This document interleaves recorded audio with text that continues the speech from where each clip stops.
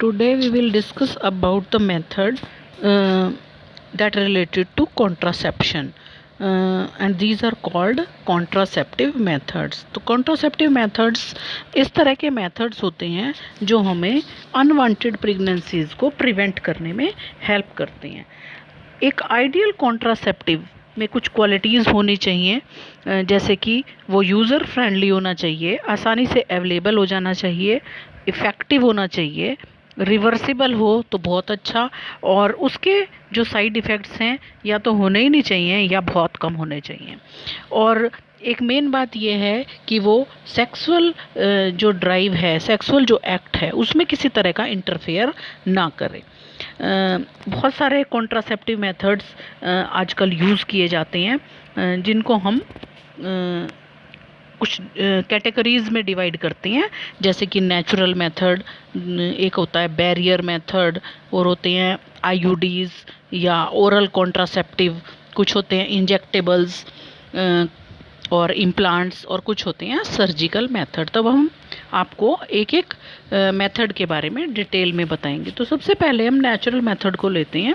Natural method contraception का ऐसा method है जिसमें हम क्या है कि बाहर से कोई चीज़ यूज़ नहीं करते, और ये एक नेचुरल मेथड है जिसमें सबसे पहले आता है कि पीरियोडिक एब्स्टिनेंस. अब पीरियोडिक एब्स्टिनेंस क्या है कि इसमें जो है कपल वो अवॉइड करता है इंटरकोर्स करने के लिए फर्टाइल पीरियड के टाइम पर. और फर्टाइल पीरियड कौन सा होता है?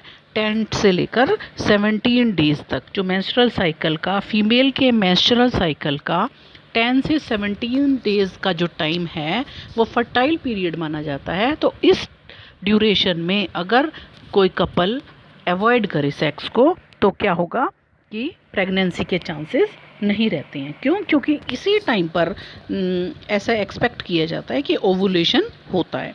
तो अगर इस टाइम को अवॉइड कर दिया जाएगा तो कॉन्ट्रासेप्शन के जो चांसेस हैं वो नील हो जाएंगे. दूसरी चीज़ ये आती है कि जिसको बोलते हैं हम विड्रॉल मेथड या कोइटस इंटरप्टस. अब ये क्या मेथड है? इस मेथड में जो मेल पार्टनर है वो अपने पेनिस को विड्रॉ कर लेता है वजाइना से जस्ट बिफोर इजैकुलेशन, मतलब सीमन डिस्चार्ज करने से बिल्कुल थोड़ा सा पहले क्या करेगा? विड्रॉ कर लेगा, जिससे कि जो इंसेमिनेशन का प्रोसेस है वो फीमेल के जेनाइटल ट्रैक में नहीं होगा. तो ये भी एक नेचुरल मेथड में ही आता है. थर्ड आता है लैक्टेशनल एमेनोरिया. अब लैक्टेशनल एमेनोरिया क्या है? ऐसा माना जाता है कि इंटेंस लैक्टेशन के टाइम पर, इंटेंस लैक्टेशन क्या है? जब किसी भी फीमेल की डिलीवरी होती है और उसका बेबी होता है तो उसके लगभग कितना टाइम तक, लगभग 6 मंथ का टाइम जो है ऐसा माना जाता है कि उस टाइम पर ओवुलेशन नहीं होता. तो इस टाइम पर अगर जैसे वो फुल्ली ब्रेस्ट फीड करा रही है अपने बच्चे को, तो अगर वो सेक्स करते भी हैं तो कॉन्सेप्शन के जो चांसेस हैं वो ऑलमोस्ट नील होते हैं. और लेकिन इस मेथड का एक नुकसान ये है कि इसके फेलियर के चांसेस बहुत हाई होते हैं. है तो ये नेचुरल मेथड, क्योंकि इसमें हम बाहर से किसी भी मेडिसिन और डिवाइस का यूज़ नहीं कर रहे हैं. ये भी जो तीनों मेथड्स हमने बताए हैं, इन तीनों मेथड्स में हमने क्या किया कि बाहर से कोई भी जो मेडिसिन है या कुछ और चीज़ का हमने यूज़ नहीं किया कॉन्ट्रासेप्शन के लिए.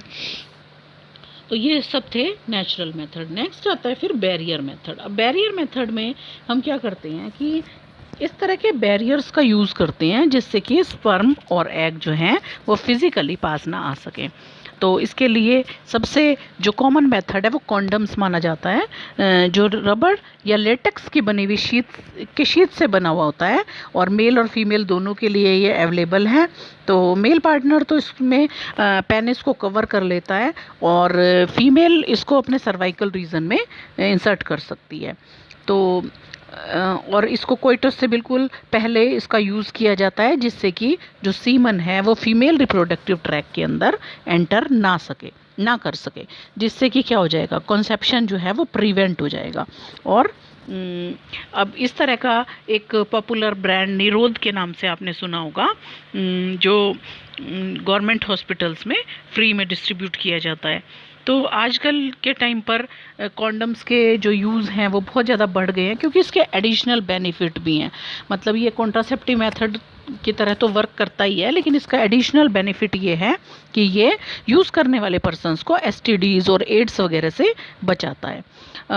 दोनों ही तरह के कॉन्डम्स, मेल और फीमेल कॉन्डम्स जो हैं वो डिस्पोजेबल होते हैं और सेल्फ इंसर्ट किए जा सकते हैं, तो किसी तरह से भी इसमें जो यूज़र है उसकी प्राइवेसी पर कोई फ़र्क नहीं पड़ता।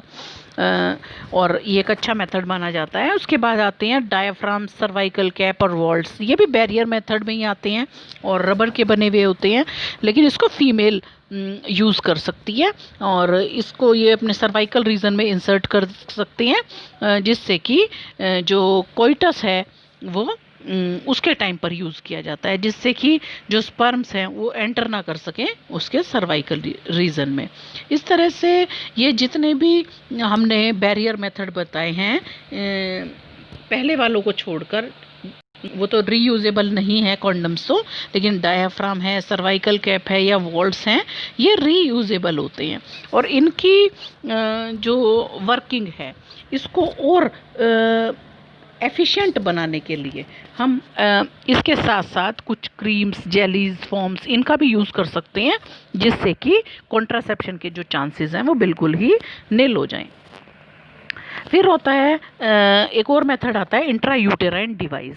इसको डॉक्टर या जो एक्सपर्ट नर्स हैं वो यूट्रस में इंसर्ट करती हैं वेजाइना के थ्रू।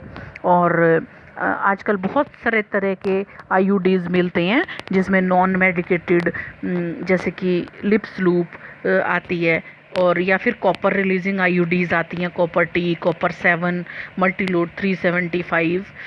तो ये क्या होती हैं, ये कॉपर रिलीज़ करती हैं। सिर्फ फिर टाइम ड्यूरेशन में फ़र्क होता है। जैसे कॉपर टी 3.5 ईयर्स के लिए यूज़ की जा सकती है, एक बार इंसर्ट करके इतनी देर तक उसकी वर्किंग रहती है। कॉपर 7 जो है वो 7 ईयर्स के लिए होती है और मल्टी लोड 375 10 ईयर्स तक के लिए वर्किंग कंडीशन में रहती है। इसके अलावा हार्मोन रिलीजिंग आईयूडीज़ भी होती हैं, जिसमें प्रोगेस्ट रेट, LNG-20 इस तरह की हार्मोन रिलीजिंग आईयूडीज़ का यूज़ किया जाता है। अब ये आईयूडी क्या करती हैं? ये आईयूडी जो स्पर्म्स होते हैं उनका फैगोसाइटोसिस करवाती हैं। फैगोसाइटोसिस मतलब उनको किल करती हैं, या फिर कहीं ना कहीं उनकी जो क्या चीज़ है कि मोर्टेलिटी उसको कम करते हैं, जिसकी वजह से क्या हो जाता है कि जो स्पर्म्स हैं वो एग तक नहीं पहुंच पाते और फर्टिलाइजेशन नहीं होता। एक तरीका तो इनका ये होता है वर्क करने का। और जो हार्मोन रिलीजिंग आईयूडीज़ होती हैं वो क्या करती हैं, वो यूट्रस से ज़्यादा म्यूकस रिलीज़ करवाती हैं, जिससे कि अगर किसी वजह से सपोज़ करो फर्टिलाइजेशन हो भी जाए तो वो इम्प्लांटेशन का प्रोसेस नहीं होने देती। पहली बात तो स्पर्म्स वहाँ तक पहुँचते ही नहीं है, म्यूकस में वो ज़्यादा स्विम नहीं कर सकते, और क्या करते हैं कि अगर हो भी गया तो फिर इम्प्लांटेशन तो बिल्कुल भी नहीं होगा। तो ये बहुत ही एक पॉपुलर मेथड है। आईयूडीज़ एक आइडियल कॉन्ट्रासेप्टिव मानी जाती हैं, क्योंकि ये उन फीमेल्स के लिए बहुत ज़्यादा सूटेबल है जो अपने बच्चों के बीच में स्पेस रखना चाहते हैं या प्रेगनेंसी को किसी वजह से डिले करना चाहते हैं। तो ये मेथड बहुत अच्छा माना जाता है। अब बाकी के मेथड्स हम आपको बाद में डिस्कस करेंगे।